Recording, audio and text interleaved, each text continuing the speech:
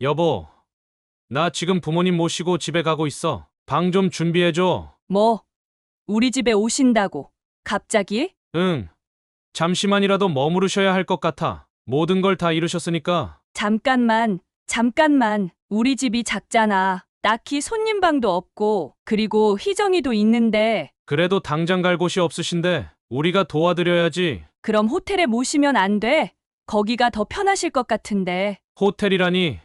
가족인데 무슨 호텔이야? 이상하네. 비밀번호가 안 되네요. 누구세요? 여보, 나야. 문이 안 열려. 비밀번호 바꿨어. 문 못 열어줘. 희정이 잠들었어. 미영아, 장난하지 말고 문 열어. 우리 부모님이 이러고 서 계셔. 나 장난 아니야. 갑자기 한밤중에 시부모님을 데리고 오면 어떡해? 내가 준비가 안 됐잖아. 지금 뭐 하는 거야? 문 열어. 싫어. 나 오늘 밤에는 절대 못 받아들여. 호텔 가라고 했잖아. 사연을 듣고 난 후 각자의 의견을 댓글로 남겨주시기 바랍니다. 사소한 댓글이라도 사연자분에게 큰 힘이 될 수 있습니다. 각색될 수 있고 사연자분의 입장에서 구성될 수 있습니다. 김태사는 현재 50대 중반의 보험회사 영업팀장입니다. 그는 타고난 영업 감각과 사람을 사로잡는 재치 있는 말솜씨로 회사에서 탁월한 실적을 올리고 있습니다. 성과급이 많은 부분을 차지하는 보험업계에서 그는 남다른 수완을 발휘하며 꽤 괜찮은 수입을 벌어들이고 있습니다. 동료들은 그를 영업의 신이라 부르며 부러워합니다. 그러나 사실 그가 어린 시절부터 품었던 진짜 꿈은 따로 있었습니다. 바로 농구 선수였습니다. 김태산의 아버지는 농구광이었습니다. 집안 어디를 가도 농구공이 굴러다녔습니다. 산골에 살았던 그들에게 제대로 된 농구 코트는 사치였지만 아버지는 마을 빈터에 직접 나무로 농구대를 만들어 세웠습니다. 김태산이 걸음마를 떼기 시작할 무렵부터 그 공터에서 아버지와 함께 공을 던지며 놀았던 기억이 선명합니다. 태산아, 손목 스냅을 더 활용해. 그렇지. 그렇게. 아버지는 아들의 재능을 일찍 알아봤습니다. 김태산이 초등학교에 입학할 무렵 그의 가족은 농구부가 있는 학교 근처로 이사를 했습니다. 덕분에 그는 체계적인 코칭 아래에서 농구 기술을 배울 수 있었습니다. 우리 아들, 저기 봐봐. 저 범위 프로 선수랑 똑같지. 저거 봐. 우리 태산이 농구 DNA가 흐르는 게 틀림없어. 아버지는 동네 사람들에게 자랑하기를 좋아했습니다. 김태산은 부끄러웠지만 한편으로는 아버지의 기대에 부응하고 싶었습니다. 작은 중국집을 운영하던 부모님은 넉넉한 형편은 아니었지만 김태산의 농구 훈련에는 아낌없이 투자했습니다. 오직 하나뿐인 아들이었던 그는 원래도 사랑을 듬뿍 받으며 자랐지만 농구의 재능을 보이자 부모님은 그에게 모든 것을 쏟아부었습니다. 태산아, 새 농구화 신어봐. 이번에 나온 최신 모델일의 발목 지지도가 좋아서 부상 방지에도 좋대. 어머니는 매달 장사 수익의 상당 부분을 김태산의 장비와 훈련비에 할애했습니다. 시합이 있는 날이면 가게 문을 일찍 닫고 응원을 오기도 했습니다. 평소에는 말수가 적고 무뚝뚝했던 아버지지만 아들의 경기만큼은 단 한 번도 빠진 적이 없었습니다. 경기가 끝나고 땀에 흠뻑 젖은 모습으로 나오면 언제나 그곳에서 기다리고 있었습니다. 우리 태산이 오늘도 한 수 위였다. 그 패스 보고 감독님도 깜짝 놀라셨을 거야. 아버지는 항상 김태산의 등을 두드리며 격려했습니다. 그뿐만 아니라 부상 치료와 스포츠 마사지 자격증까지 따서 직접 아들의 컨디션을 관리해 주었습니다. 매일 밤 훈련이 끝나면 근육 이완을 위한 마사지를 해 주었고 작은 부상이라도 생기면 밤새 지켜보며 간호했습니다. 어머니 역시 헌신적이었습니다. 인터넷으로 운동선수의 영양 섭취에 관한 정보를 찾아 식단을 짰고 단백질과 영양소가 풍부한 음식을 준비했습니다. 김태산의 건강을 위해 전통 한약재를 구입해 직접 다리기도 했습니다. 이거 먹어. 태산아, 근육 발달에 좋은 약재를 넣어서 다렸어. 좀 쓰지만 꾸준히 먹으면 체력이 달라질 거야. 중학교에 들어간 김태산은 교내 농구부의 에이스로 자리매김했습니다. 그의 신체 조건이 뛰어난 것은 아니었지만 투지와 경기 이해도는 또래 선수들을 압도했습니다. 지역대회에서 우승 트로피를 들어 올렸을 때 부모님의 얼굴에는 자부심이 가득했습니다. 고등학교 시절에는 전국 대회에서도 두각을 나타냈습니다. 대학 스카우터들이 그의 경기를 보러 오기 시작했고, 결국 명문대학의 스포츠 장학생으로 입학하게 되었습니다. 김태산의 꿈은 점점 현실이 되어가는 듯 했습니다. 태산아, 이제 프로까지 가는 건 시간 문제야. 내 재능이면 충분해? 아버지의 확신에 찬 말에 김태산도 자신감이 넘쳤습니다. 대학교 농구팀에서도 그는 주전으로 활약하며 프로 무대를 향해 한 걸음씩 나아갔습니다. 그러나 인생이란 예측할 수 없는 것. 그의 앞에 예상치 못한 장애물이 기다리고 있었습니다. 대학교에서도 김태산의 농구 실력은 빛났습니다. 1학년 때부터 주전으로 발탁된 그는 2학년이 되자 팀의 에이스로 자리매김했습니다. 코치는 그를 팀의 심장이라 불렀고, 스포츠 신문에서는 농구계에 떠오르는 별이라는 타이틀을 붙여주기도 했습니다. 그의 농구 인생은 순풍의 돛을 단 배처럼 순조롭게 흘러가는 듯 했습니다. 태산이 이번 시즌만 잘 마무리하면 내년에 프로팀 스카우트들이 줄 서 있을 거야. 너만한 가드가 없거든. 감독의 이런 격려에 김태산은 더욱 열심히 훈련에 매진했습니다. 새벽 러닝으로 하루를 시작해 밤늦게까지 슛 훈련을 이어갔습니다. 그 노력은 곧 결실을 맺어 대학 리그에서 최고의 득점왕으로 떠올랐습니다. 하지만 그해 겨울 전국대학 농구대회 준결승전에서 비극이 찾아왔습니다. 경기 종료 2분을 남기고 동점 상황. 김태산은 결정적인 돌파를 시도했습니다. 상대 수비수 2명 사이로 몸을 날렸고 그 순간 누군가의 발에 걸려 넘어졌습니다. 착지 과정에서 오른쪽 무릎이 비정상적으로 꺾이는 소리가 체육관 전체에 울려 퍼졌습니다. 김태산의 비명 소리에 모두가 숨을 죽였습니다. 의료진이 급히 코트로 뛰어들었고 그는 들것에 실려 경기장을 빠져나갔습니다. 진단 결과는 충격적이었습니다. 전방 십자인대, 파열과 반월상 연골 손상, 즉각적인 수술이 필요한 심각한 부상이었습니다. 수술은 성공적이었습니다만 완전한 회복까지는 시간이 걸릴 겁니다. 최소 6개월은 코트에서 뛰는 걸 잊으셔야 해요. 의사의 말을 들으며 김태산은 마음속으로 6개월이면 다음 시즌에는 복귀할 수 있어라고 생각했습니다. 그는 항상 긍정적인 사람이었습니다. 수술 후 재활치료에 전념했고 부모님은 병원과 집을 오가며 그를 간호했습니다. 태산아, 조금만 더 힘내. 내가 이런 것쯤이야 이겨낼 수 있어. 우리 아들 의지력은 누구보다 강하잖아. 아버지의 말을 새기며 김태산은 악착같이 재활에 매달렸습니다. 예상보다 빠른 5개월 후 그는 마침내 코트에 복귀했습니다. 하지만 무언가 달랐습니다. 몸이 마음처럼 움직여주지 않았습니다. 뭐지? 왜 이렇게? 방향 전환을 할 때마다 무릎에서 예리한 통증이 느껴졌고 점프 후 착지할 때는 불안감이 엄습했습니다. 빠른 돌파는 꿈도 꿀 수 없었습니다. 예전의 날렵함과 폭발력은 온데간데 없었습니다. 그래도 김태산은 포기하지 않았습니다. 시간이 필요한 거야 라고 스스로를 다독였습니다. 하지만 상황은 나아지지 않았습니다.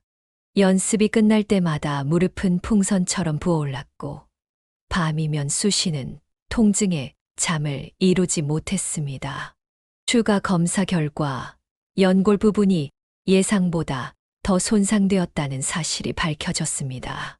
김 선수, 솔직히 말하자면 예전처럼 경기하는 건 어려울 수 있어요. 더 악화되면 평생 불편할 수도 있습니다. 진지하게 은퇴를 고민해봐야 할 시점입니다. 팀 닥터의 조언은 청천벽력과 같았습니다. 코치도 비슷한 이야기를 했습니다. 태산아, 넌 정말 좋은 선수였어. 하지만 건강이 더 중요해. 내 미래를 생각해봐. 그 말은 사실상 팀에서의 방출을 의미했습니다. 김태사는 무너졌습니다. 농구는 그의 정체성이자 삶의 전부였습니다. 꿈을 잃은 그는 세상과 단절했습니다. 기숙사 방에 틀어박혀 몇 주를 보냈고 수업도 거의 듣지 않았습니다. 술로 밤을 지새우는 날이 늘어갔습니다.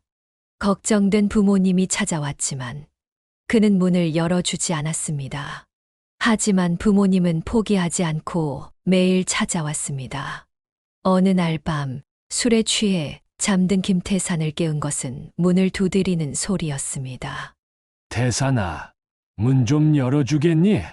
아버지랑 얘기 좀 하자. 한참을 망설이다 그는 마침내 문을 열었습니다. 부모님의 얼굴에는 걱정과 슬픔이 가득했습니다. 아버지 저 이제 못해요. 농구 못해요. 그는 아버지의 품에 안겨 어린아이처럼 울었습니다. 처음으로 자신의 좌절과 상실감을 쏟아냈습니다. 아버지, 엄마, 저 이제 농구 그만둘래요. 그냥 일반 회사에 취직할게요. 아버지는 그의 말을 듣고 한동안 침묵했습니다. 그리고 마침내 입을 열었습니다. 태산아, 한 번만 더 생각해 보자. 내 인생에서 농구를 빼면 뭐가 남는다고. 이렇게 쉽게 포기하는 거야. 분명 다른 방법이 있을 거야. 그러나 김태사는 고개를 가로저었습니다. 제가 포기하고 싶어서 포기하는 게 아니에요. 이 무릎으로는 더 이상 코트에서 뛸 수가 없다고요. 결국 어머니가 중재에 나섰습니다. 여보, 그만해요. 태산이가 이렇게까지 말하는데. 이제 그만둡시다. 저도 우리 아들이 또 다칠까봐 불안해서 못 살겠어요. 아버지는 한숨을 내쉬며 결국 수긍했습니다. 그렇게 김태사는 20년 가까이 손에서 놓지 않았던 농구공을 내려놓고 평범한 사회인이 되기로 결심했습니다. 농구를 그만두기로 결정한 후 김태산의 앞에는 완전히 낯선 길이 펼쳐졌습니다. 20년 가까이 오직 농구만 바라보며 살아온 그에게 취업이라는 단어는 너무나 생소했습니다. 대학 졸업을 앞두고 있었지만 그동안 운동에만 집중하느라 학점 관리나 인턴십 경험 같은 건 전혀 없었습니다.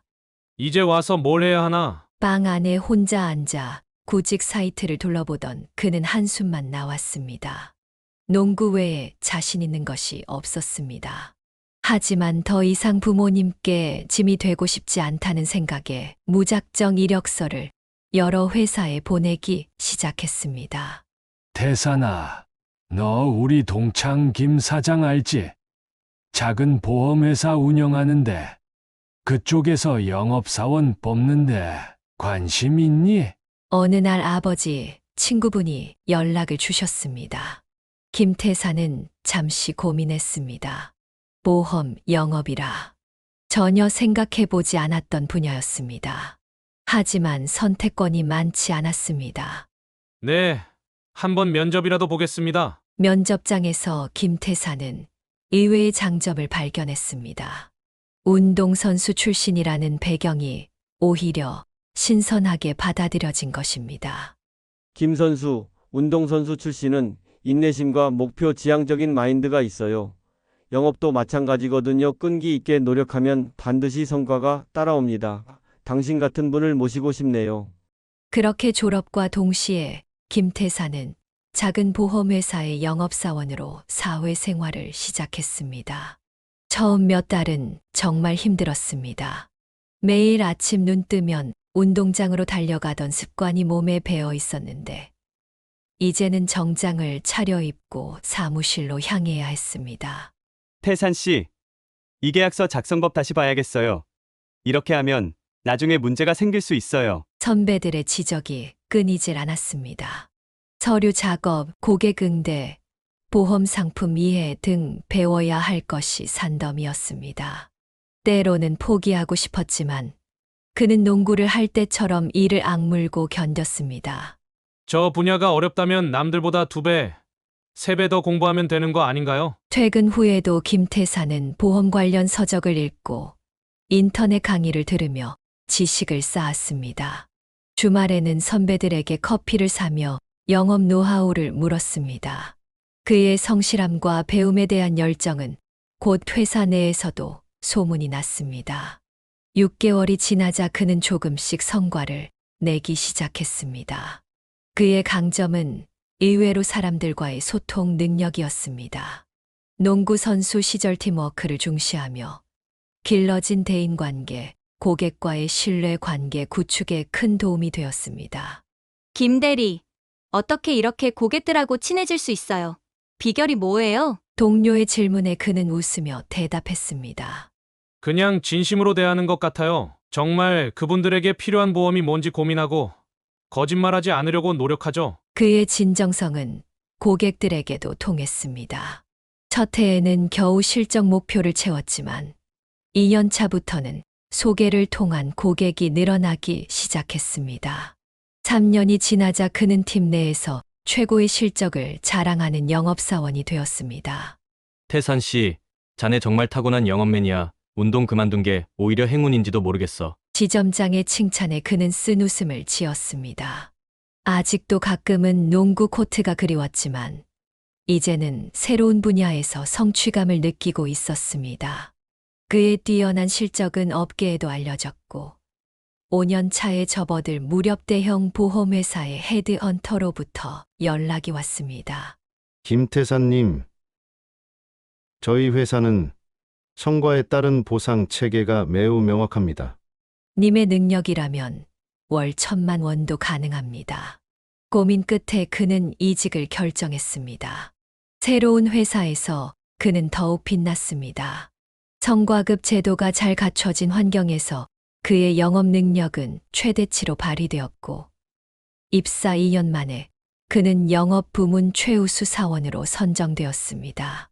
월급과 성과급을 합쳐 월 1,000만 원을 벌기 시작했고 팀장으로 승진하는 쾌거도 이루었습니다.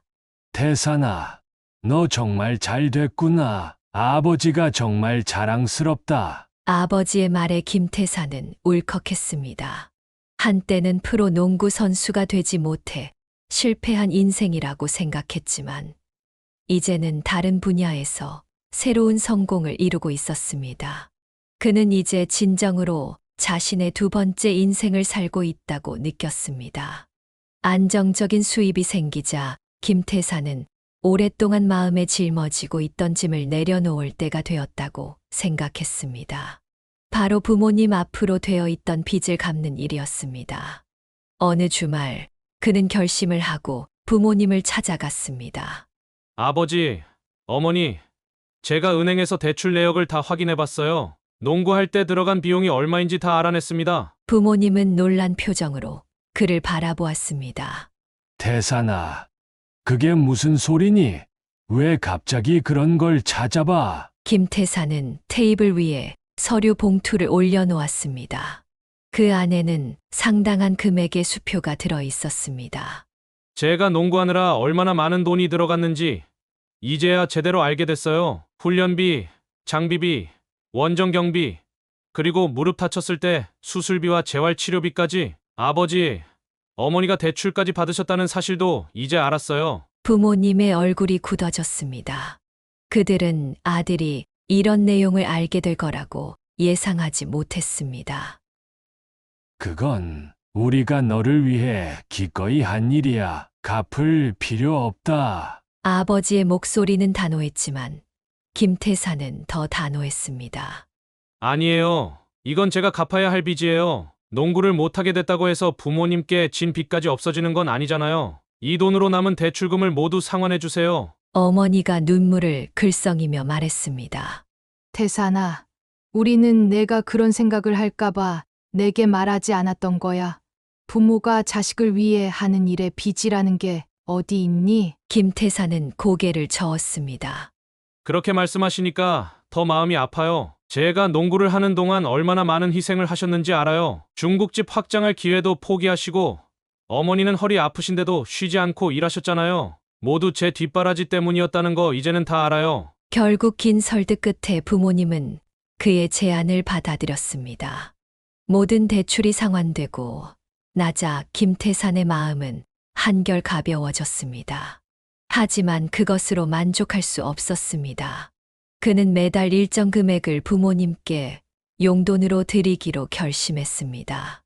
아버지, 어머니, 이건 효도 용돈이에요. 매달 제가 드릴 테니 맛있는 것도 드시고 여행도 다니세요. 부모님은 처음에 단호하게 거절했습니다. 우리가 어디 일도 못하는 늙은이라고 자식한테 용돈을 탔어. 식당도 잘 운영되고 있고 우리 살만해. 내 돈은 내가 모아도. 그러나 김태사는 포기하지 않았습니다. 제발 받아주세요. 이게 제 마음의 짐을 덜어주는 일이에요. 이것마저 거절하시면 전 계속 죄책감에 시달릴 거예요. 그의 간절함에 부모님은 마침내 고개를 끄덕였습니다. 그렇게 김태사는 매달 정기적으로 부모님께 용돈을 보내기 시작했습니다. 그러던 어느 날 오랜만에 만난 누나와의 대화 중에 충격적인 사실을 알게 되었습니다.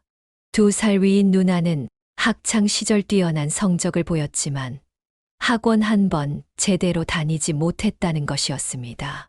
누나, 정말 학원 한 번도 안 다녔어? 누나는 담담하게 대답했습니다. 그럼 너 농구하느라 돈 얼마나 들어갔는데 내가 학원비까지 달라고 할 수 있었겠어. 독학으로 공부했지. 다행히 장학금 받아서 대학은 다녔으니까 괜찮아. 이 말을 들은 김태사는 가슴이 무너지는 것 같았습니다. 그동안 자신만 생각했던 이기심이 부끄러웠습니다. 누나, 미안해. 난 정말 몰랐어. 누나는 손사래를 쳤습니다. 뭐가 미안해? 그때는 내가 프로 선수 될 줄 알았잖아. 가족 모두 너한테 거는 기대가 컸지. 그리고 이제 와서 미안하다고 해봤자 지난 일인걸. 하지만 김태사는 쉽게 마음을 추스를 수 없었습니다. 집으로 돌아오는 길에 그는 자신이 가족들에게 얼마나 무심했는지 깊이 반성했습니다. 특히 누나가 독학으로 공부하며 장학금으로 겨우 대학을 다녔다는 사실이 계속 머릿속을 맴돌았습니다. 그날 이후 김태사는 누나에게도 매달 일정 금액을 보내기 시작했습니다. 처음에 누나는 완강히 거절했지만 김태사는 고집을 꺾지 않았습니다. 이건 내 돈이 아니라 원래 가족 예산에서 내 몫이었어야 할 돈이야. 제발 받아줘. 누나는 한참을 망설이다 결국 그의 제안을 받아들였습니다. 김태사는 누나가 오랫동안 미뤄왔던 해외여행을 갈 수 있도록 경비도 지원했고 오래된 차를 새 차로 바꿀 수 있게 도움을 주었습니다. 태산아, 진짜 잘 됐다. 한때는 내가 무릎 다쳐서 정말 걱정했는데 이렇게 멋진 동생이 되다니. 누나의 말에 김태사는 겸연쩍게 웃었습니다. 하지만 마음 한구석에서는 자부심이 피어났습니다. 농구 선수의 꿈은 이루지 못했지만 가족들에게 든든한 버팀목이 되는 것도 나쁘지 않다고 생각했습니다. 누나, 앞으로도 필요한 거 있으면 언제든 말해. 내가 다 도와줄게. 가족을 향한 김태산의 보답은 여기서 그치지 않았습니다. 그는 부모님의 오래된 식당을 리모델링해 더 쾌적한 환경으로 만들었고 아버지가 평소 갖고 싶어 하던 고급 낚시 장비도 선물했습니다. 어머니에게는 친구들과 함께 제주도 여행을 보내드렸고 오래전부터 배우고 싶어 하셨던 요리 강좌도 등록해 드렸습니다. 이렇게 가족에게 보답하는 과정에서 김태사는 이전에는 몰랐던 깊은 만족감을 느꼈습니다. 농구 코트에서 느꼈던 성취감과는 또 다른 더 따뜻하고 의미 있는 감정이었습니다. 그는 이제 자신의 정체성을 실패한 농구 선수가 아닌 책임감 있는 가장으로 새롭게 정립해 나갔습니다. 농구를 그만두고 난 후에 암흑기를 지나 이제는 진정으로 자신의 삶을 사랑할 수 있게 되었습니다. 영업팀장으로 승진하고 안정적인 수입을 얻게 된 김태사는 이제 자신의 삶을 돌아볼 여유가 생겼습니다. 35이 된 그는 주변 친구들이 하나둘 결혼하여 가정을 꾸리는 모습을 보며 문득 외로움을 느꼈습니다. 지금까지는 일과 가족에 대한 책임감으로 자신의 삶을 밀어두었지만 이제는 누군가와 함께하는 삶에 대한 갈망이 생겨났습니다. 결국 몇 번의 소개팅을 시도해 봤습니다. 하지만 어색한 만남은 그에게 맞지 않았고 대부분 첫 만남 이후 연락이 끊어졌습니다. 그러던 중 회사 내에서 눈에 띄는 여성을 발견했습니다. 지원부서에서 일하는 서미영이었습니다. 귀여운 외모와 달리 업무적으로는 매우 철저하고 야무진 성격의 그녀는 회사 내에서 인정받는 실무자였습니다. 처음에는 업무상 연락을 주고받는 사이였습니다. 김태산이 담당하는 고객 계약서에 문제가 있을 때마다 서미영이 꼼꼼하게 체크해 알려주었고 그는 그녀의 세심함에 감사를 표했습니다. 김 팀장님, 이 계약서 5항 조건이 최근 개정된 내용과 맞지 않아요? 고객님께 다시 확인받으셔야 할 것 같아요. 아, 정말요? 미영 씨 덕분에 큰 문제 막았네요. 고마워요. 그렇게 업무적으로만 대화하던 두 사람이 가까워진 것은 부서 회식 자리에서였습니다. 우연히 나란히 앉게 된 그들은 업무 이야기를 넘어 개인적인 대화를 나누게 되었습니다. 김 팀장님, 운동선수 출신이셨다면서요? 어떤 종목이었어요? 농구요. 대학 때까지 했는데 무릎 부상으로 그만뒀어요. 아, 그러셨군요. 저도 중학교 때 배구부였어요. 물론 선수 수준은 아니었지만요. 스포츠에 대한 공통 관심사를 시작으로 두 사람의 대화는 끊이지 않았습니다. 미영은 김태산이 생각했던 것보다 훨씬 다양한 취미와 깊은 생각을 가진 사람이었습니다. 아버님이 직접 농구대를 만들어주셨다고요? 정말 멋진 이야기네요. 부모님의 지지가 있어서 그렇게 성장하셨군요. 김태사는 미영이 자신의 이야기에 진심으로 관심을 보이는 것이 좋았습니다. 대부분의 여성들은 그의 과거 운동선수 경력에 호기심을 보이다가도 부상 이야기가 나오면 대충 넘어가곤 했습니다. 하지만 미영은 달랐습니다. 회식이 끝난 후 김태사는 미영을 집까지 바래다 주었고 그들의 만남은 자연스럽게 이어졌습니다. 주말 데이트, 영화 관람, 조용한 카페에서의 대화. 시간이 지날수록 서로에 대한 호감은 깊어졌습니다. 태산 씨, 정말 진지하고 책임감 있는 사람이네요. 요즘 그런 남자 찾기 힘든데. 미영의 말에 김태사는 쑥스러웠지만 기뻤습니다. 운동선수 출신의 우직함과 외골수적인 성격이 때로는 단점으로 지적되기도 했는데 미영은 그런 면을 오히려 장점으로 봐주었습니다. 1년간의 연애 끝에 그들은 결혼을 결심했습니다. 김태사는 신중하게 생각했습니다. 그에게 결혼은 일생의 약속이었고 한 번 맺은 인연은 끝까지 책임져야 한다고 믿었기 때문입니다. 미영아, 나는 결혼하면 정말 평생 한 사람만 바라보고 살 자신 있어. 너도 그럴 수 있겠어? 당연하지. 나도 그런 가치관이야. 우리 서로 존중하면서 행복하게 살자. 결혼식은 소박하게 치러졌습니다. 양가 부모님과 가까운 친지, 동료들만 초대해 따뜻한 분위기에서 진행되었습니다. 신혼여행은 미영이 오래전부터 가고 싶어 했던 유럽으로 떠났고 돌아와서는 김태산이 미리 장만해둔 아파트에서 새 생활을 시작했습니다. 처음 몇 달은 모든 것이 완벽했습니다. 아침에 일어나 함께 커피를 마시고 서로의 하루를 응원하며 출근하고 저녁에는 맛있는 식사와 함께 대화를 나누는 일상이 행복했습니다. 그러나 결혼 6개월쯤 지났을 때 첫 번째 갈등이 찾아왔습니다. 원인은 돈 문제였습니다. 김태사는 결혼 후에도 부모님께 매달 용돈을 드리고 있었는데 특히 그 즈음 어머니가 허리를 심하게 다쳐 중국집 일을 못하게 되자 병원비와 생활비를 추가로 지원하고 싶어 했습니다. 여보, 엄마가 허리 디스크가 심해지셔서 당분간 일을 못하실 것 같아. 우리가 좀 더 보태드려야 할 것 같은데. 식탁에서 이 말을 꺼내자 미영의 표정이 굳어졌습니다. 매달 용돈도 꽤 큰 금액 드리고 있잖아. 갑자기 또 얼마나 더 드리려고? 김태사는 아내의 반응에 당황했습니다. 병원비랑 생활비까지 합하면 한 100만 원 정도 더 필요할 것 같아. 100만 원이라고? 그게 적은 돈이야? 우리도 이제 막 결혼해서 살림 꾸리는 중인데. 미영의 목소리에는 불만이 가득했습니다. 김태사는 자신의 귀를 의심했습니다. 연애 기간 동안 미영은 그의 가족을 향한 책임감을 이해한다고 했습니다. 그런데 지금은 완전히 다른 태도였습니다.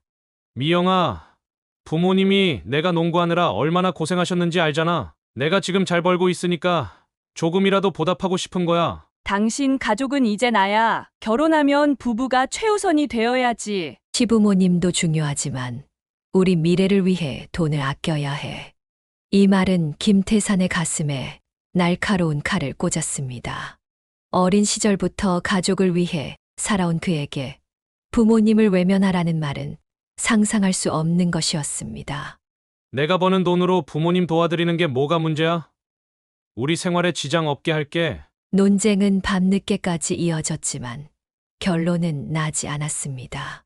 결국 김태사는 자신의 뜻대로 부모님께 추가 지원을 하기로 했고 미영은 며칠간 말없이 냉랭한 태도로 지냈습니다. 이것은 단지 시작에 불과했습니다. 돈 문제를 둘러싼 갈등은 점점 커져갔고 부부의 행복했던 신혼생활의 그림자를 드리우기 시작했습니다.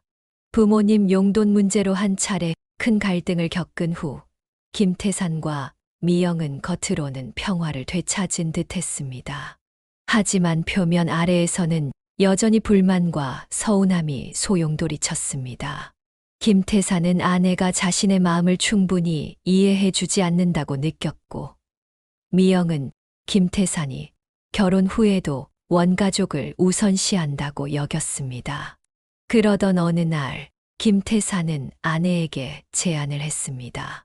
여보, 내가 생각해봤는데 공평하게 양가 부모님 모두에게 똑같이 용돈을 드리는 게 어떨까? 미영의 부모님은 시골에서 농사를 지으셨는데 작황이 좋지 않아 형편이 넉넉하지 않았습니다. 김태사는 이것이 양쪽 모두를 배려하는 합리적인 제안이라고 생각했습니다. 뭐라고? 양가 모두에게 용돈을 준다고? 미영은 의외의 반응을 보였습니다. 응. 너희 부모님도 농사에 힘드시잖아. 우리가 매달 조금씩 보태드리면 어떨까 해서. 그럴 필요 없어. 우리 부모님은 자식한테 손 벌리는 거 싫어하셔. 그냥 명절에 선물 드리고 가끔 용돈 조금씩만 드리면 돼. 김태사는 아내의 말이 진심인지 판단하기 어려웠습니다. 그래도 더 이상 다툼을 원치 않아 그 주제를 넘어갔습니다. 하지만 미영의 속마음은 달랐던 것 같습니다. 며칠 후 김태사는 어머니로부터 뜻밖의 전화를 받았습니다.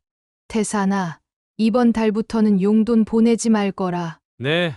갑자기 왜요? 그냥 우리도 아직 일할 수 있고 가게도 다시 열었으니까 괜찮아. 너도 이제 자기 가정 꾸려나가야지. 김태사는 어머니의 말투에서 뭔가 이상함을 느꼈습니다. 그 주말 그는 부모님 댁을 찾아갔습니다. 어머니는 외출 중이었고 아버지와 둘이 있게 되었습니다. 오랜만에 아들과 단둘이 있게 된 아버지는 소주 한 병을 꺼냈습니다. 아버지, 술은 건강에 안 좋다면서요? 가끔은 괜찮아. 너랑 한잔하고 싶어서 그런다. 두어 잔이 오가자 아버지의 얼굴이 붉어졌습니다. 그리고 갑자기 입을 여셨습니다. 태산아, 내 마누라 참 대단하다. 네. 무슨 말씀이세요? 우리더러 용돈 그만 받으라고 전화까지 했더라. 내 등 뒤에서. 김태사는 술잔을 들던 손이 멈췄습니다. 뭐라고요? 미영이가요? 아버지는 쓴웃음을 지으며 고개를 끄덕였습니다. 어머니한테 전화해서 그랬다더라. 자기네 새 가정에 부담된다고. 우리가 벌써 늙어서 자식한테 손 벌릴 나이가 됐나 싶어. 기분이 영 좋지 않더구나. 김태사는 충격을 감추지 못했습니다. 아내가 자신 모르게 부모님께 그런 전화를 했다니 믿기지 않았습니다. 몰랐어요. 정말 죄송해요. 아버지, 뭐가? 미안해. 내 마누라 말이 틀린 것도 아니고 우리야 늙은이니까 아들 새 가정이 편안해야지. 아버지의 담담한 말투에 김태사는 더욱 가슴이 아팠습니다. 집으로 돌아온 그는 아내에게 바로 물었습니다.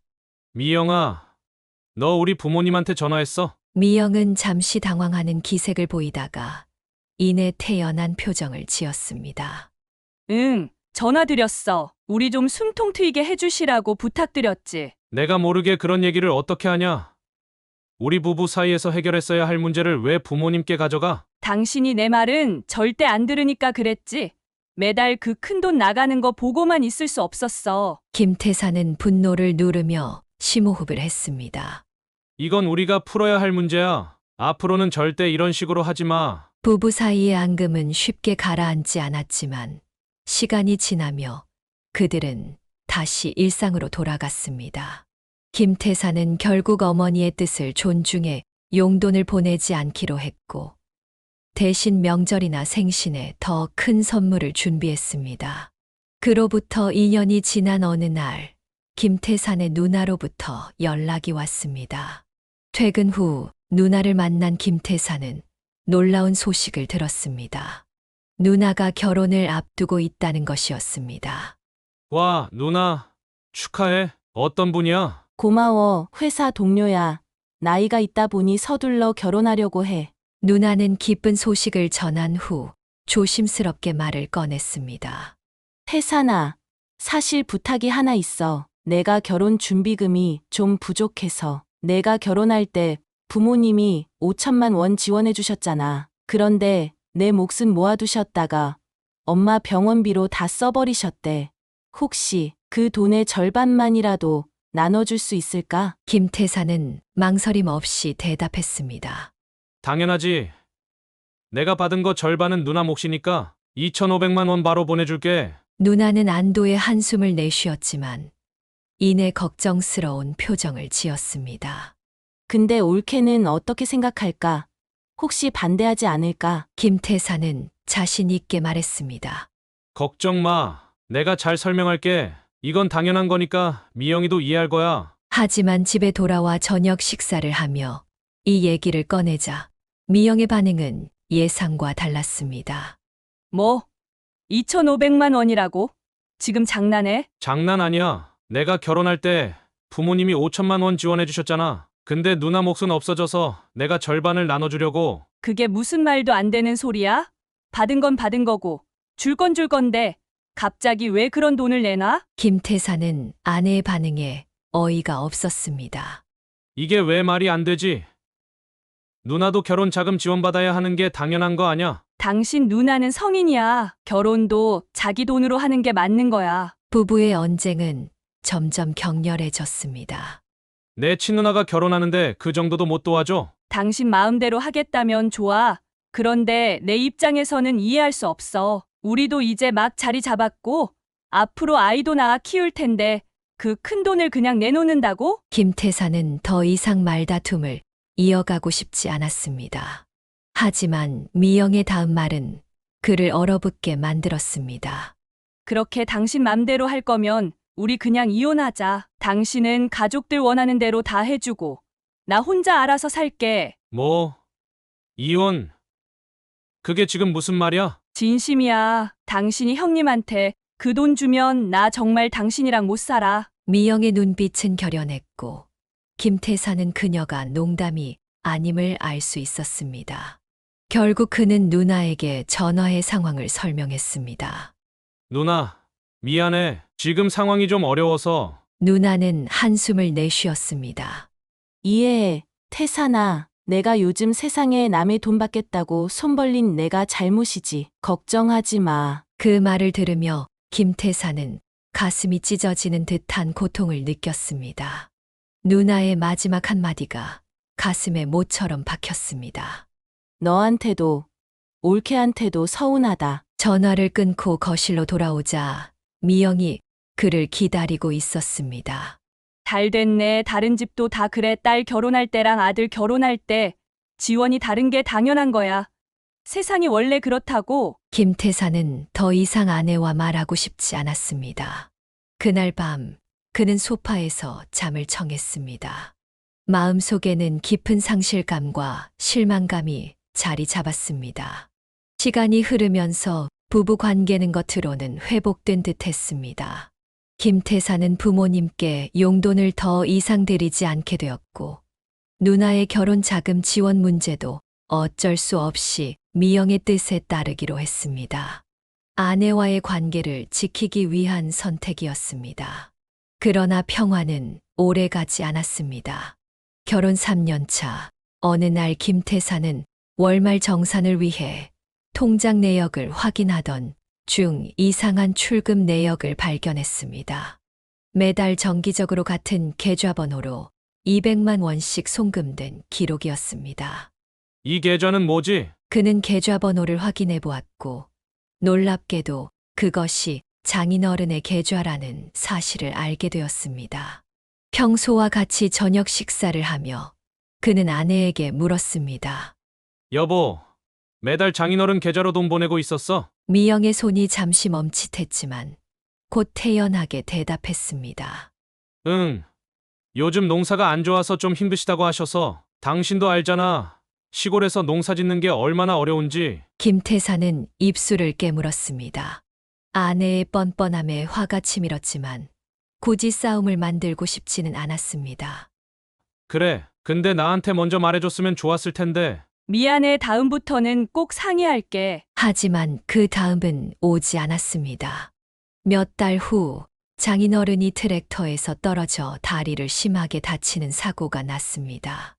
미영은 당연하다는 듯이 모든 병원비를 김태산에게 부탁했습니다. 여보, 아버지가 많이 다치셨어. 보험이 제대로 안 돼 있어서 병원비가 좀 많이 나올 것 같아. 김태사는 망설임 없이 동의했습니다. 처음 자신의 부모님과 누나에 대한 지원을 반대하던 아내의 모습과는 판이하게 다른 태도였지만 장인어른의 건강이 우선이라고 생각했습니다. 당연히 우리가 내야지. 얼마 들지? 글쎄, 수술비랑 입원비 합해서 1,000만 원은 넘을 것 같아. 김태사는 흔쾌히 장인어른의 치료비 전액을 감당했습니다. 그는 진심으로 장인어른의 쾌유를 바랐고 돈 문제로 시비를 만들고 싶지 않았습니다. 그러나 이 사건은 미영의 태도에 변화를 가져왔습니다. 마치 김태산이 처가에 대한 경제적 지원을 암묵적으로 승인한 것처럼 이후부터 미영은 더욱 대담하게 처가에 돈을 보내기 시작했습니다. 어느 날 저녁 김태산이 퇴근 후 집에 돌아왔을 때 거실에서 낯선 청년이 미영과 대화하고 있었습니다. 여보 왔어? 우리 동생 상철이 기억하지? 대학교 때 한 번 만났었잖아. 김태사는 희미하게 기억을 떠올렸습니다. 그는 처남을 반갑게 맞이했습니다. 아, 그래. 많이 컸네. 대학은 잘 다니고 있어? 네. 작년에 졸업했어요. 식사를 하며 처남의 근황을 들었습니다. 대학을 졸업하고 공무원 시험을 준비 중이라고 했습니다. 처남이 돌아간 후 미영이 조심스럽게 말을 꺼냈습니다. 여보, 상철이가 공무원 시험 준비 중인데 알바하면서 공부하려니 힘들대. 우리가 좀 도와주면 어떨까? 김태사는 이미 예감했다는 듯 고개를 끄덕였습니다. 얼마나 필요한데? 학원비가 한 50만 원이고 생활비까지 합치면 월 100만 원 정도? 그는 깊은 한숨을 내쉬었습니다. 처음에는 처가의 도움 요청을 거절하던 아내가 이제는 당당하게 처가 식구들을 위한 지원을 요구하고 있었습니다. 한 달이 지나고 김태산이 신용카드 명세서를 확인하던 중 이상한 사실을 발견했습니다. 처남의 학원비 외에도 여러 음식점, 의류 매장, 가전제품 구매 등 평소와 다른 소비 패턴이 있었습니다.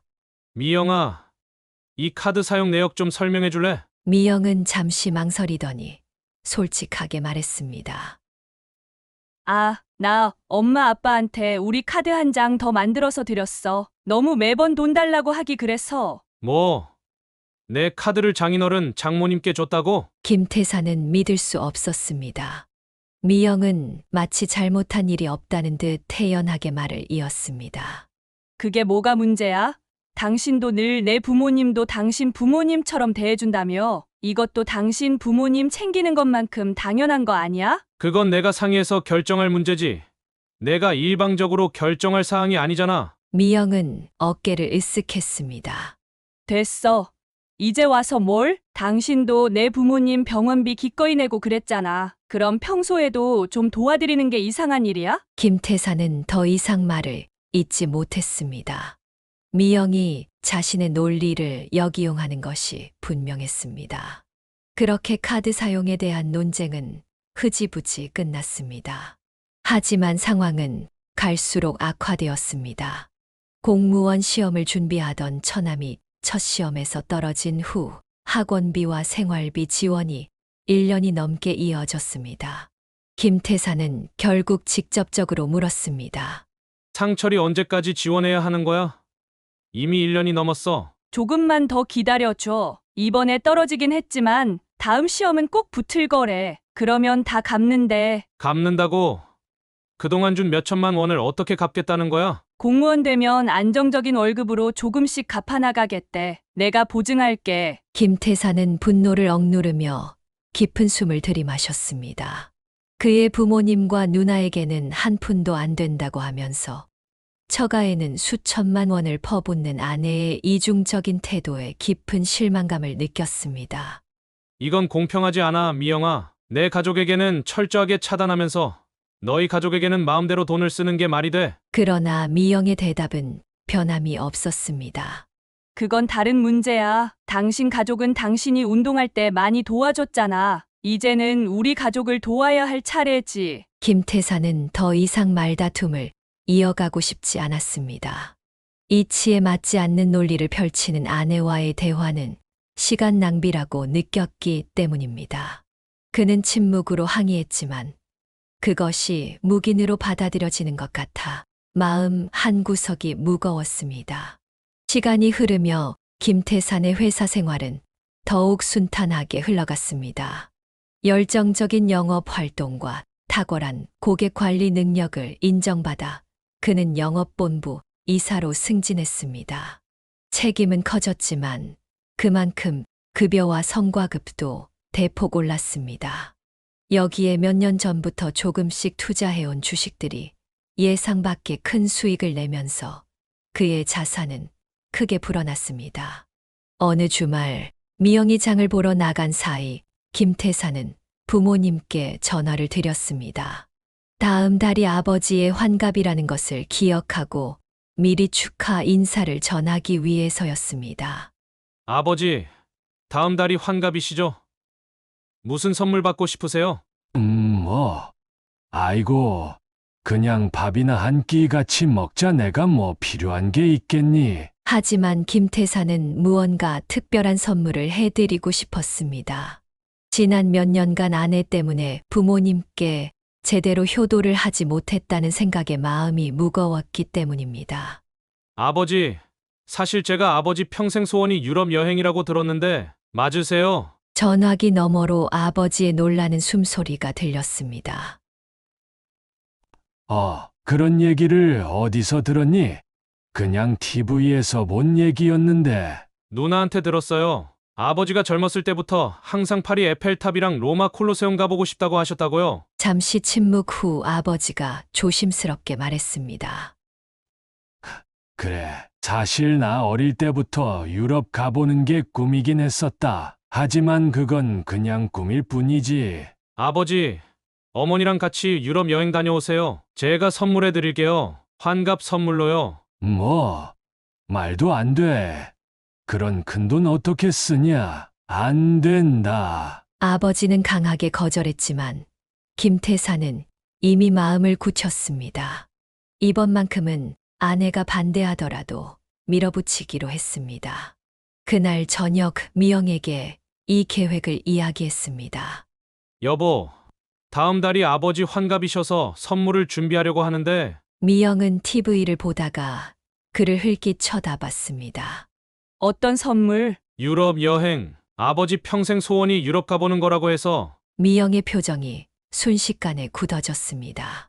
TV 리모컨을 내려놓고 몸을 돌려 김태산을 똑바로 쳐다봤습니다. 유럽 여행? 미쳤어. 얼마짜리 선물인지 알아? 알아. 두 분 왕복 항공권에 호텔, 현지 투어까지 해서 대략 1,500 정도 들 것 같아. 1,500만 원이라고. 당신 지금 농담하는 거지? 미영의 목소리는 금세 높아졌습니다. 김태산은 침착하게 대응했습니다. 농담 아니야. 내가 이번에 승진도 했고 주식도 꽤 많이 올랐어. 그 돈으로 아버지 평생 소원 한번 이뤄드리고 싶어. 당신 돈이 아무리 많아도 그건 너무 과한 거 아니야?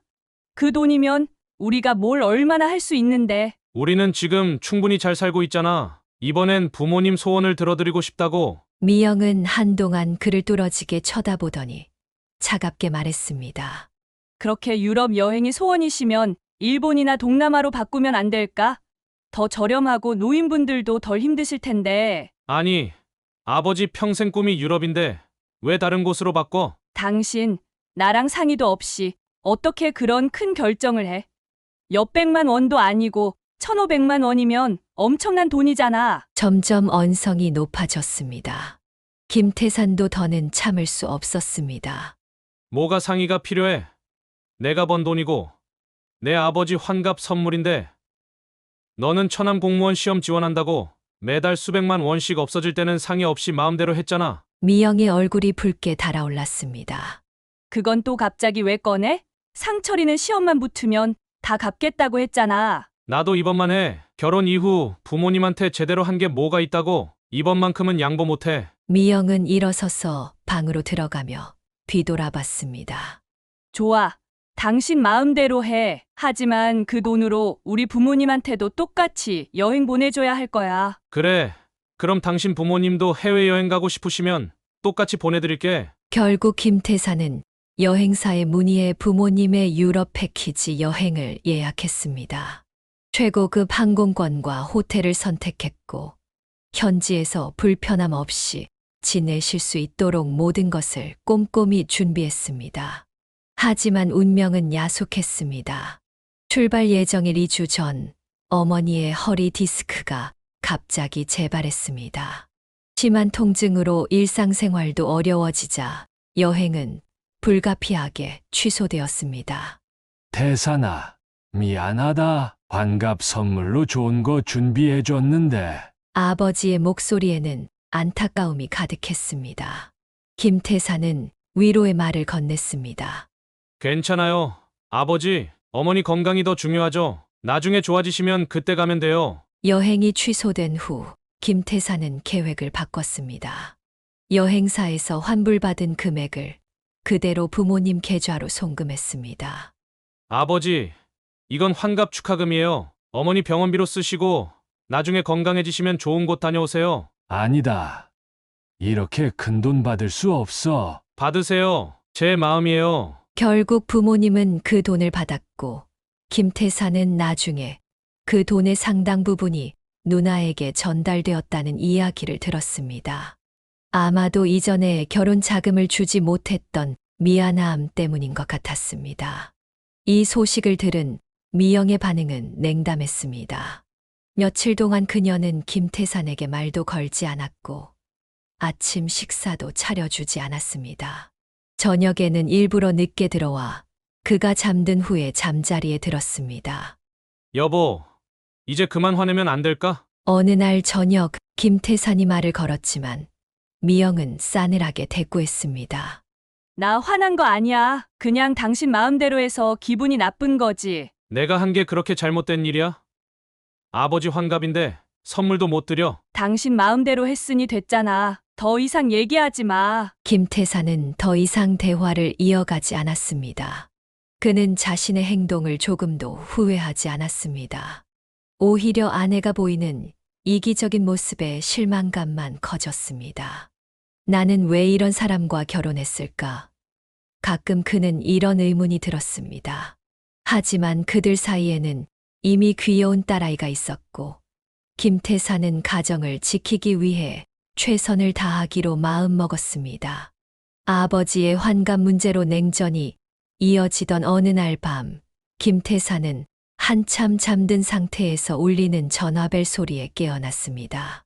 시계를 보니 새벽 1시가 조금 넘은 시간이었습니다. 핸드폰 화면에는 어머니라는 이름이 떠 있었습니다. 늦은 시간 걸려온 부모님의 전화라니 가슴이 철렁 내려앉았습니다. 급히 전화를 받자 어머니의 흐느끼는 목소리가 들려왔습니다.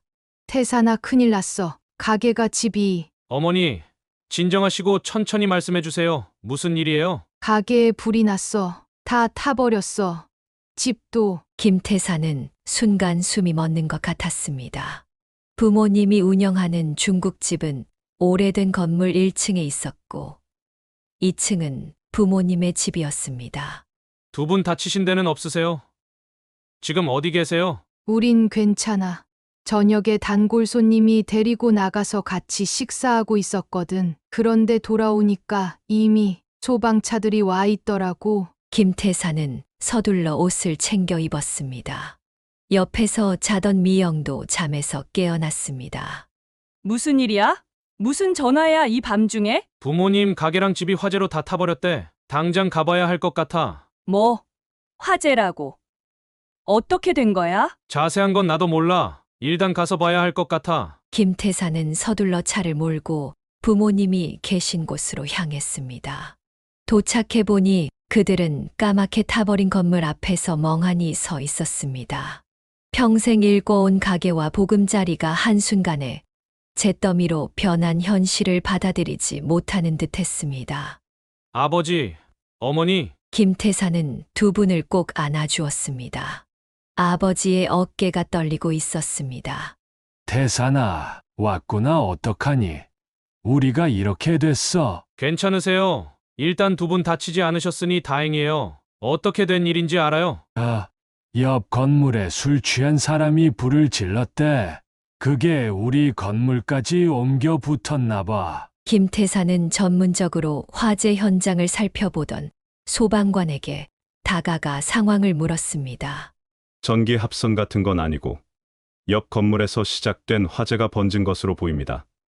건물이 오래돼서 불이 빨리 퍼진 것 같아요. 거의 전소된 상태라. 모든 것을 잃어버린 부모님을 그대로 둘 수 없었습니다. 김태사는 결심했습니다. 아버지, 어머니, 우선 우리 집으로 가요. 당장 잠자리가 필요하시잖아요. 두 분은 망설였습니다. 아니다. 우린 근처 여관에라도 들어가면 돼. 너희 신혼집에 우리가 가면 며느리가 불편할 거야. 무슨 말씀이세요? 당연히 우리 집에 오셔야죠. 여관이라니요. 우리 집방 충분해요. 결국 부모님을 설득해 자신의 아파트로 향했습니다. 차 안에서 김태사는 미영에게 미리 전화를 걸었습니다. 여보, 나 지금 부모님 모시고 집에 가고 있어. 방 좀 준비해줘. 전화 너머로 미영의 목소리가 차갑게 들려왔습니다. 뭐? 우리 집에 오신다고? 갑자기? 응. 잠시만이라도 머무르셔야 할 것 같아. 모든 걸 다 이루셨으니까. 잠깐만. 우리 집이 작잖아. 딱히 손님 방도 없고, 그리고 희정이도 있는데. 김태사는 아내의 반응에 당혹스러웠습니다. 그래도 당장 갈 곳이 없으신데 우리가 도와드려야지. 그럼 호텔에 모시면 안 돼? 거기가 더 편하실 것 같은데. 호텔이라니. 가족인데 무슨 호텔이야? 부모님이 들을까 조심스레 낮춘 목소리로 대화를 이어갔지만 전화를 끊고 나니 불안한 마음이 들었습니다. 그래도 아내가 이해해 주리라 믿었습니다. 아파트에 도착해 엘리베이터를 타고 현관문 앞에 섰을 때 그 믿음은 산산조각 났습니다. 비밀번호를 누르자 평소와 달리 문이 열리지 않았습니다. 이상하네. 비밀번호가 안 되네요. 김태사는 인터폰을 눌렀습니다. 잠시 후 미영의 목소리가 들렸습니다. 누구세요? 여보, 나야. 문이 안 열려. 비밀번호 바꿨어. 문 못 열어줘. 희정이 잠들었어. 김태사는 귀를 의심했습니다. 문 앞에 서 있는 부모님을 생각하니 화가 치밀었습니다. 미영아, 장난하지 말고 문 열어. 우리 부모님이 이러고 서 계셔. 나 장난 아니야. 갑자기 한밤중에 시부모님을 데리고 오면 어떡해? 내가 준비가 안 됐잖아. 김태사는 휴대폰을 꺼내 아내에게 다시 전화를 걸었습니다. 부모님이 인터폰 대화를 들을까 염려됐기 때문입니다. 지금 뭐 하는 거야?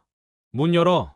싫어. 나 오늘 밤에는 절대 못 받아들여. 호텔 가라고 했잖아. 부모님이 모든 걸 이루셨는데 어떻게 그럴 수 있어? 아니, 그건 안 됐지만 그렇다고 갑자기 우리 집에 들이는 건 너무한 거 아니야?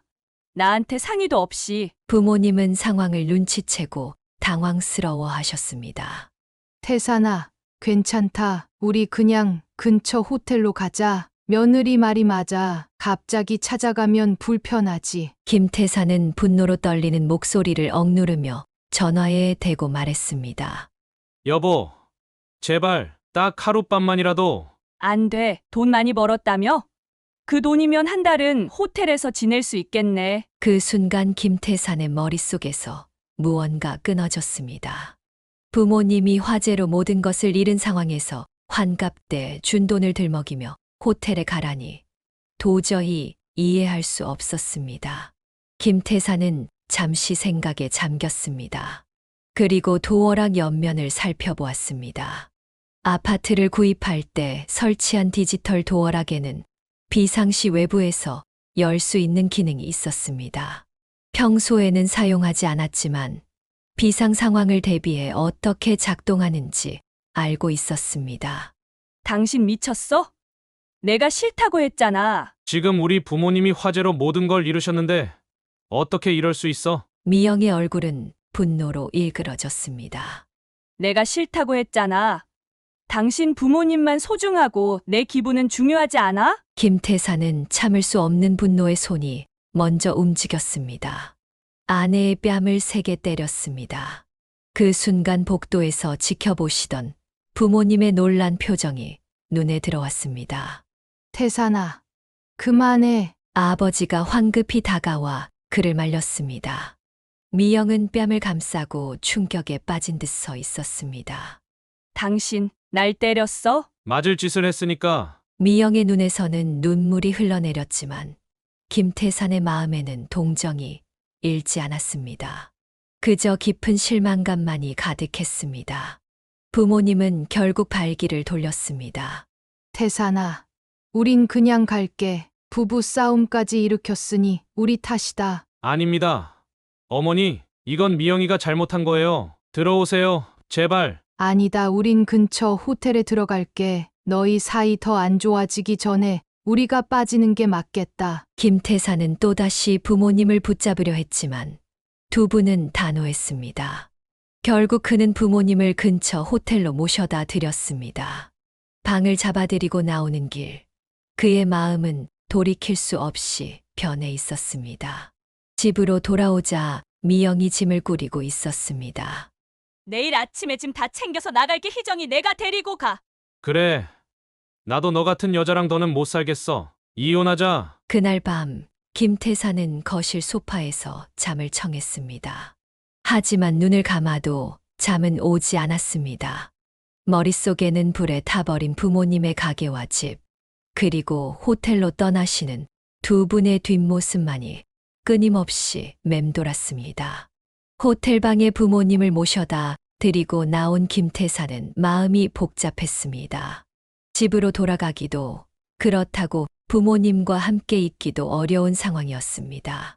결국 그는 호텔 로비에 24시간 카페에 앉아 커피를 시켰습니다. 뜬 눈으로 밤을 새울 생각이었습니다. 그는 깊은 한숨을 내쉬며 중얼거렸습니다. 미영과의 결혼 생활이 이렇게 끝나게 될 줄은 상상도 못했습니다. 함께 보낸 5년의 세월, 그리고 사랑스러운 딸 희정이 모든 것이 물거품이 될 위기에 처했습니다.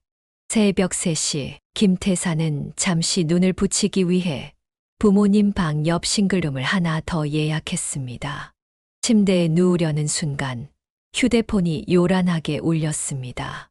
화면에는 낯선 번호가 떠 있었습니다. 여보세요? 김태산 씨 맞으세요? 저 아파트 부녀회장이에요. 네? 부녀회장님이 웬일로? 지금 어디 계세요? 큰일 났어요. 김태산 씨 집에 불이 났어요. 뭐라고요? 불이요? 김태사는 자리에서 벌떡 일어났습니다. 또 화재라니. 이게 무슨 날벼락 같은 일인지 그는 혼란스러웠습니다. 네, 소방차가 왔는데 상황이 좀 심각해 보여요. 빨리 오셔야 할 것 같아요. 지금 당장 가겠습니다. 혹시 안에 있던 사람들은요? 제 아내랑 딸이 걱정 마세요. 두 분 다 무사히 대피했어요. 지금 경찰이랑 같이 있는 것 같던데.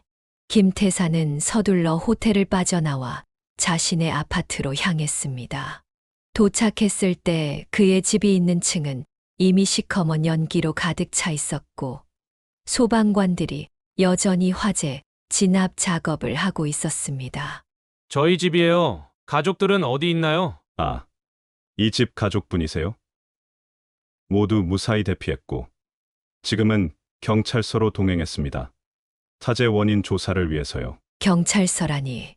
김태사는 의아했지만 일단 가족의 안위가 더 중요했습니다. 급히 택시를 타고 경찰서로 향했습니다.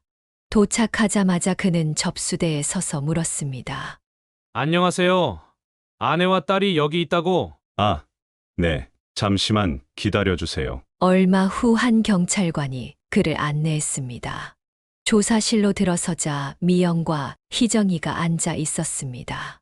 딸은 잠옷 차림으로 울고 있었고 미영은 창백한 얼굴로 그를 노려보고 있었습니다.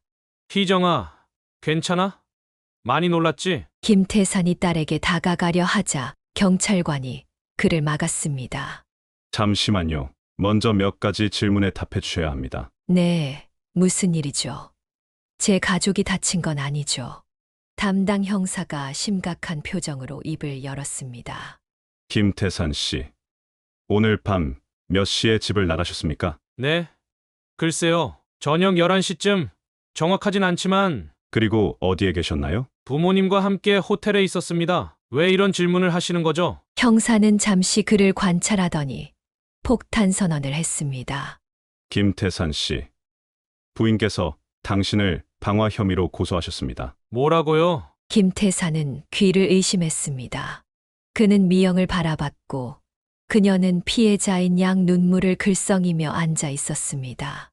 이게 무슨 말도 안 되는 소리예요? 내가 왜 우리 집에 불을 지르겠어요? 미영이 갑자기 소리쳤습니다. 당신이 화가 나서 그랬잖아. 부모님 안 받아준다고 앙심 품고 불을 지른 거야. 미쳤어? 내가 우리 딸이 있는 집에 불을 지를 리가 없잖아. 당신 나가면서 두고 봐라고 했잖아. 당신이 그랬다고 밖에 안 돼. 김태사는 황당했습니다. 미영이 거짓말을 하고 있다는 사실을 직감했습니다. 형사님, 저는 부모님과 함께 호텔에 있었습니다. 증인도 호텔 CCTV도 있을 거예요. 제가 집에 불을 지를 이유가 어디 있습니까? 형사는 고개를 끄덕였습니다. 호텔 이름이 어떻게 되죠?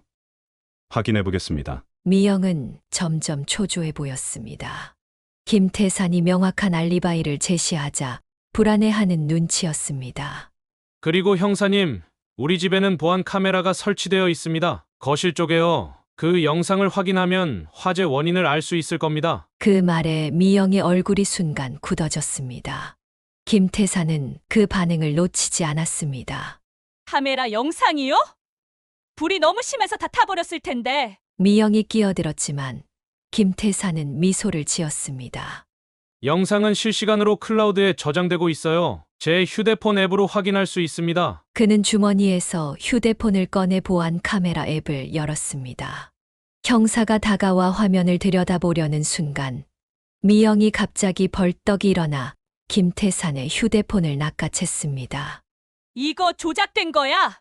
믿으면 안 돼요. 그녀는 핸드폰을 바닥에 던지려 했지만 옆에 있던 여경이 재빨리 그녀의 팔을 붙잡았습니다. 진정하세요. 왜 이러시는 거죠? 미영은 체포되듯 제지당하자 창백해졌습니다. 김태산의 휴대폰은 형사의 손에 넘어갔고 그는 앱을 열어 녹화된 영상을 재생했습니다. 잠시만요. 화재 발생 시간이 새벽 2시 30분경이라고 했죠. 그 시간대 영상을 확인해 보겠습니다. 형사와 다른 경찰들이 모여 영상을 보기 시작했습니다. 잠시 후 형사의 표정이 변했습니다. 이건 화면에는 충격적인 장면이 펼쳐졌습니다. 거실에서 미영과 낯선 남자가 술을 마시고 있었습니다. 두 사람은 점점 친밀한 분위기로 변해갔고 결국 서로에게 다가가 키스하기 시작했습니다. 그들 옆에는 향초가 여러 개 켜져 있었습니다. 영상은 계속 재생되었고 두 사람이 안방으로 이동한 후에도 거실에 켜진 향초가 보였습니다. 시간이 흐르자 그 중 하나가 기울어지더니 테이블보에 불이 붙었고 순식간에 불길이 커지기 시작했습니다. 경찰들은 서로 눈빛을 교환했습니다. 미영은 완전히 패닉 상태에 빠졌습니다. 저건 조작된 거예요? 태산이가 만든 가짜 영상이라고요? 김태산은 얼어붙은 채 영상을 바라보았습니다. 그의 아내가 다른 남자와 그것도 그가 부모님과 함께 있는 동안 부인, 누구와 함께 있었는지 말씀해 주시겠어요? 형사의 질문에 미영은 입을 열지 않았습니다. 하지만 더 이상 도망칠 수 없다는 사실을 깨달았는지 그녀는 마침내 고개를 떨구고 흐느꼈습니다. 그냥 친구예요. 술이나 좀 마시려고 불렀는데 실수로 그렇게 됐어요. 불이 난 줄도 모르고 자고 있었는데 화재 경보가 울려서 겨우 희정이 데리고 나왔어요. 김태사는 분노로 떨리는 손을 주먹 쥐었습니다. 그의 눈에는 눈물이 고였습니다. 그래서 그 책임을 나한테 뒤집어 씌우려고 했다고? 내가 방어범이라고 거짓말했다고? 미영은 답하지 못했습니다. 형사가 한숨을 쉬며 말했습니다. 심각한 위증이고 무고죄에 해당합니다. 게다가 과실로 인한 화재 혐의도 있습니다. 진술을 다시 해주셔야겠습니다. 김태사는 더 이상 그 자리에 있을 수 없었습니다. 그는 딸을 안아들고 밖으로 나갔습니다. 희정이는 아버지의 품에 안겨 계속 울었습니다. 괜찮아, 아가. 이제 다 괜찮아. 아빠가 있잖아. 하지만 그의 마음은 산산조각 났습니다. 아내의 배신, 거짓말, 그리고 화재로 잃어버린 집. 한순간에 모든 것이 무너져 내렸습니다. 경찰관이 다가와 말했습니다. 김 씨, 아내분은 불러온 남자분의 신원을 알려줬습니다. 현재 연락 중이고 곧 출석할 겁니다. 당신과 따님은 일단 편히 쉴 곳이 필요할 것 같은데. 네, 부모님이 계신 호텔로 돌아가겠습니다. 제 진술이 더 필요하면 연락 주세요. 김태사는 딸을 안고 경찰서를 나섰습니다. 택시 안에서 희정이는 아버지의 품에 안겨 잠이 들었습니다. 그는 딸의 작은 얼굴을 바라보며 마음을 다잡았습니다. 이제부터 우리 희정이 위해서라도 강해져야지. 호텔로 돌아오는 길, 그는 생각했습니다. 모든 것이 끝났다고. 미영과의 결혼 생활은 이제 돌이킬 수 없이 무너졌다고. 그리고 그는 새로운 시작을 위해 모든 힘을 다하기로 결심했습니다. 다음 날 아침 김태사는 부모님과 함께 호텔 조식을 하고 있었습니다. 희정이는 잠시 아버지의 무릎에 앉아 오렌지 주스를 마시고 있었습니다. 어젯밤의 충격적인 사건 후에도 아이는 금방 적응하는 모습을 보였습니다. 어린 마음에는 그저 아빠, 할머니, 할아버지와 함께 호텔에서 자는 것이 신나는 경험으로 느껴지는 듯 했습니다. 태산아, 이제 어떻게 할 생각이니? 김태사는 깊은 한숨을 내쉬었습니다. 일단 변호사를 선임해야 할 것 같아요. 이혼 절차를 시작하려고요. 그래, 어쩔 수 없겠지. 근데 이 아이는 아버지의 시선이 휘정이에게 향했습니다. 김태사는 딸의 머리를 쓰다듬으며 단호하게 말했습니다. 희정이는 제가 키울 거예요. 그런 여자에게 맡길 수 없어요. 그때 김태산의 휴대폰이 울렸습니다. 경찰서였습니다. 김태산 씨. 어제 조사 중이던 사건과 관련해서 오늘 다시 한번 출석해 주실 수 있을까요? 새로운 진술이 있습니다. 네, 갈게요. 오전 중으로 가겠습니다. 부모님에게 희정이를 맡기고 김태사는 경찰서로 향했습니다. 도착하자 담당 형사가 그를 조사실로 안내했습니다. 어제 불러들인 남자분과 아내분의 진술을 모두 받았습니다. 두 사람은 3개월 전부터 연락하기 시작했다고 하네요. 3개월이요? 네. 알고 보니 두 사람은 예전에 교제했던 사이였습니다. 아내분의 전 남자친구로군요. 김태사는 충격을 받았습니다. 미영이 이전 연인과 몰래 만나고 있었다니 더 큰 배신감이 밀려왔습니다. 그런데 그게 어젯밤 화재와 무슨 관계가 있는 거죠? 두 사람이 만난 것은 이번이 처음이 아니었어요. 아내분의 진술에 따르면 당신이 출장이나 밤 늦게 귀가할 때마다 그 남자를 집에 불러들였다고 합니다. 김태산의 얼굴이 일그러졌습니다. 자신이 열심히 일하고 있을 때 아내는 다른 남자와 어젯밤에는 특히 당신과 부모님 사이에 갈등이 있은 후 당신이 집을 나가자 위로받기 위해 그를 불렀다고 하더군요. 술을 마시던 중 둘 사이에 일이 생겼고 향초를 켜둔 채 안방으로 들어갔다가 화재가 발생한 겁니다. 그리고 저를 방화범으로 몰았고요. 형사는 고개를 끄덕였습니다. 네. 그 부분이 가장 심각한 문제입니다. 무고죄가 성립될 수 있는 사안이에요. 그때 문이 열리며 또 다른 경찰관이 들어왔습니다. 김민수 씨가 도착했습니다. 김태사는 고개를 들었습니다. 문 앞에 서 있는 남자는 영상 속에서 본 바로 그 사람이었습니다. 30대 중반의 평범한 외모, 하지만 눈길을 피하는 표정에서 죄책감이 느껴졌습니다. 당신이 김태사는 자리에서 벌떡 일어났습니다. 분노가 치밀어 올랐습니다.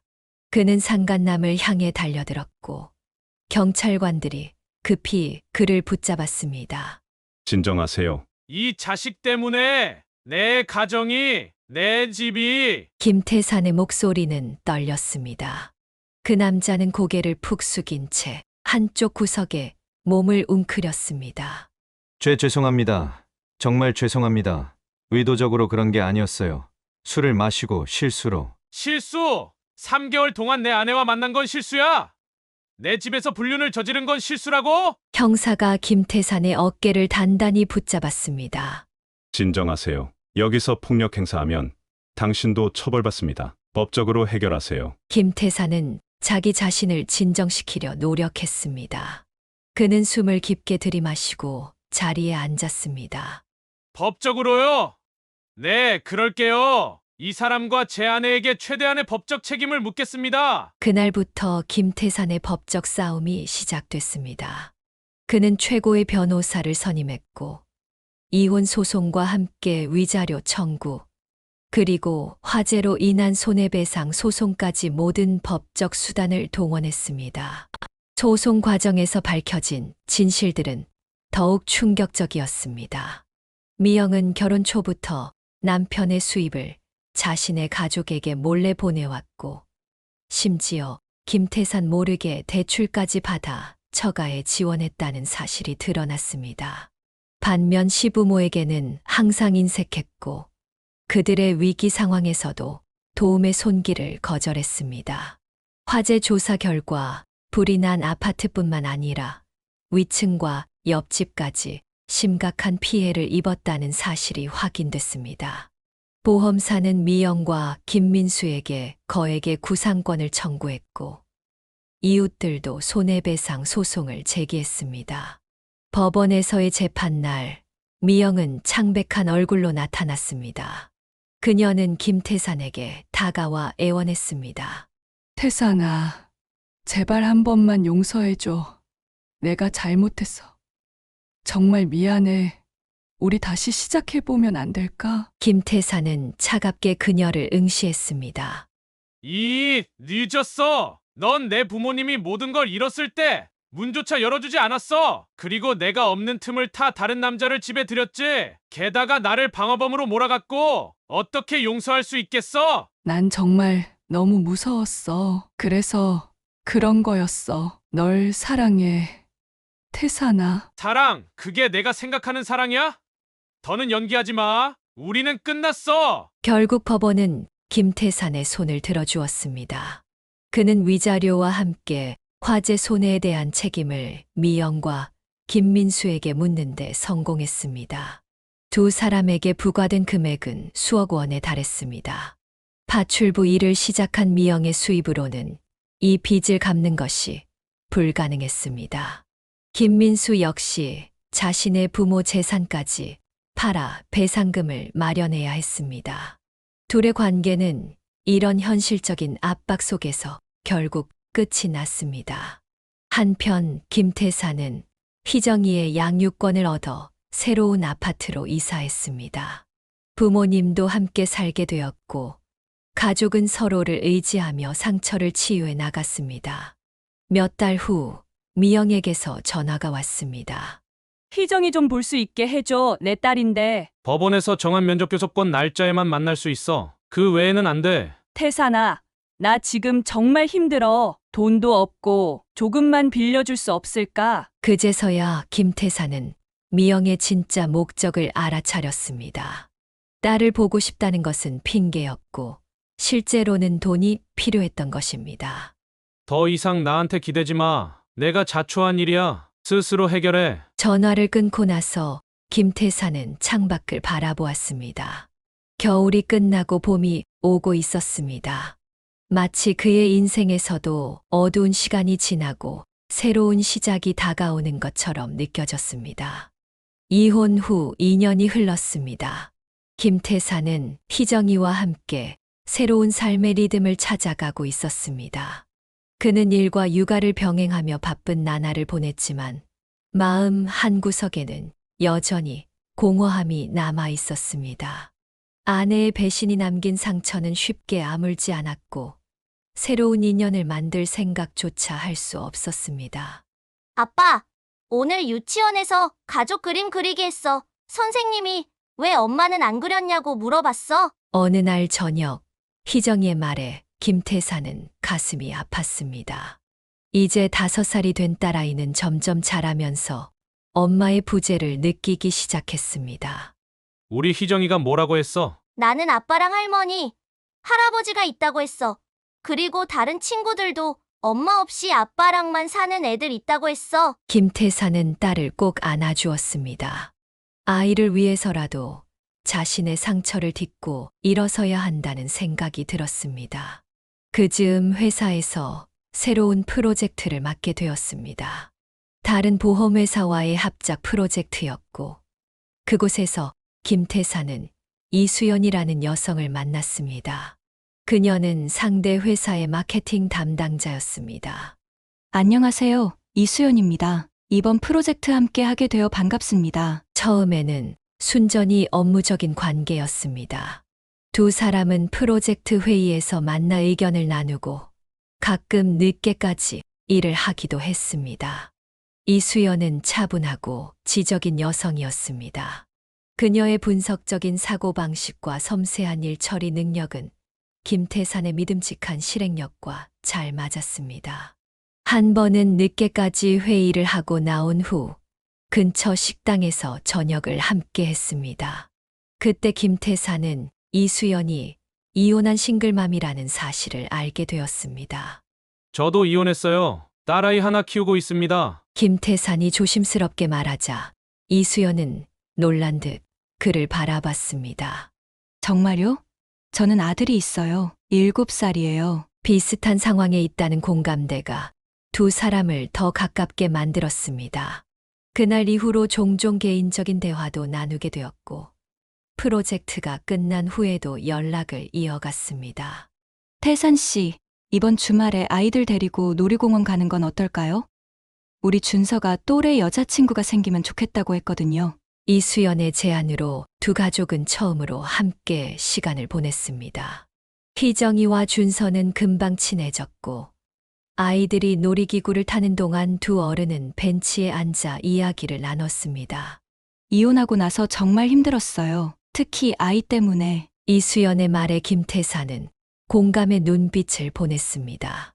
저도 그랬어요. 희정이가 엄마를 찾을 때마다 마음이 무너지더군요. 그래도 태산 씨는 부모님이 도와주시니 좋겠어요. 저는 혼자서 다 해결해야 해서. 김태사는 이수연의 강인함에 존경심을 느꼈습니다. 그녀는 전 남편의 외도로 이혼한 후 홀로 아들을 키우며 커리어까지 지켜내고 있었습니다. 그렇게 만남을 이어가며 서로에 대한 신뢰와 호감이 자라났습니다. 6개월 정도 지났을 때 김태사는 용기를 내어 고백했습니다. 수연 씨, 정식으로 만나보는 게 어떨까요? 제 마음이 이렇게 흔들린 건 오랜만이에요. 이수연은 잠시 생각하더니 미소를 지었습니다. 저도 태산 씨를 많이 좋아해요. 하지만 우리 둘 다 아이가 있잖아요. 신중하게 가야 할 것 같아요. 두 사람은 천천히 하지만 진지하게 관계를 발전시켜 나갔습니다. 서로의 상처를 이해하고 아이들의 마음도 충분히 배려했습니다. 1년 정도 교제한 후 그들은 결혼을 결심했습니다. 아빠, 이제 수연 이모가 우리 엄마가 되는 거야? 희정이의 질문에 김태사는 조심스럽게 대답했습니다. 그래, 희정아, 수연 이모가 우리 가족이 될 거야. 준서도 우리 가족이 되고 괜찮겠어? 희정이는 잠시 생각하더니 밝게 웃었습니다. 좋아. 준서 오빠랑 같이 살 수 있어서 좋아. 결혼식은 소박하게 치렀습니다. 두 사람 모두 재혼이었기에 화려함보다는 진심을 담은 의식을 원했습니다. 김태산의 부모님도 이수연을 따뜻하게 맞아주셨습니다. 수연아, 우리 아들 잘 부탁한다. 그동안 많이 힘들었거든. 내가 옆에 있어줘서 정말 다행이야. 어머니의 말에 이수연은 진심으로 고개를 숙였습니다. 저도 태산 씨를 만나서 정말 행복해요. 앞으로 좋은 아내, 좋은 며느리가 되도록 노력할게요. 새로운 가족의 출발은 순탄치만은 않았습니다. 서로 다른 생활 방식과 양육 철학을 조율하는 과정에서 작은 갈등도 있었습니다. 하지만 두 사람은 이전의 실패에서 배운 지혜로 대화와 타협을 통해 문제를 해결해 나갔습니다. 특히 이수연은 김태산의 부모님을 진심으로 공경했습니다.